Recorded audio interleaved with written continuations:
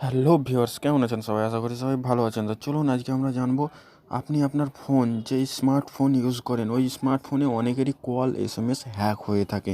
হ্যাঁ, অনেকেরই কল বা এসএমএস অন্যজন দেখে বা অন্যজন শুনে থাকে। তো ওই ব্যাপারেই আজকে আমাদের এই ভিডিওটি আগে থেকেই আজকে লাইক করে দিন, কারণ এই ইনফরমেশনটা আপনার অনেকই কাজে লাগবে।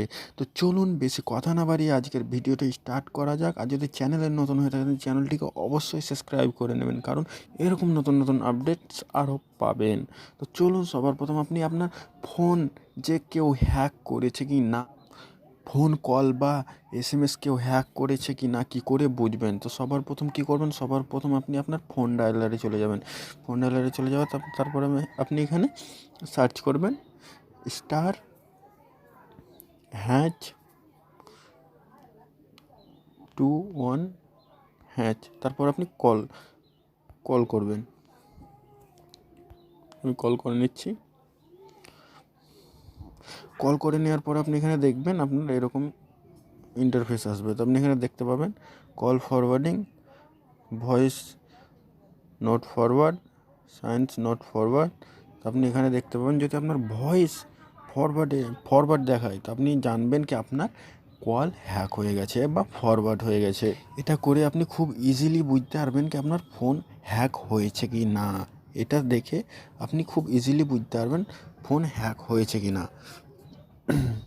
এটা দেখার পর যদিও আপনার ফোন হ্যাক হয়ে থাকে, কল ফরওয়ার্ড হয়ে থাকে, তো কী করবেন, কী করলে আপনার ফোন হ্যাক হওয়ার হাত থেকে বাঁচাবেন ওইটাও আপনাদেরকে জানাবো।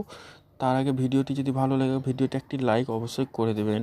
তো চলুন কী করলে আপনার ফোনের যে কল ফরওয়ার্ড বা এসএমএস ফরওয়ার্ড হচ্ছে ওটা কী করে ক্যান্সেল হবে। তো আপনি সিম্পলি কী করবেন, সিম্পলি এখানে সার্চ করবেন হ্যাচ 002 হ্যাচ, তারপর আপনি কল করবেন।